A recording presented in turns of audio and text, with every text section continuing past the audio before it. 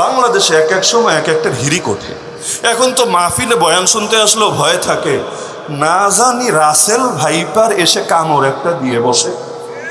রাসেল ভাইপোরে নিয়া ভাইপার ভাইপো রাসেল ভাইপোরে নিয়া সবাই চিন্তিত হয়ে গিয়েছে, অথচ খালি নামের খেলা। এটা নতুন কোনো সাপ এমন না। যারা ক্ষেতখামারিতে কাজ করে, মেডিকেলে ডাক্তারি করে, জিজ্ঞেস করে দেখেন, ভাই চন্দ্রবোরা চিনো কি না? বলবে হ্যাঁ চন্দ্রবোরা তো চিনি, কত মেরেছি, কত দেখেছি। হ্যাঁ বিষাক্ত, তাতে কি, এগুলো আগ থেকেই আছে।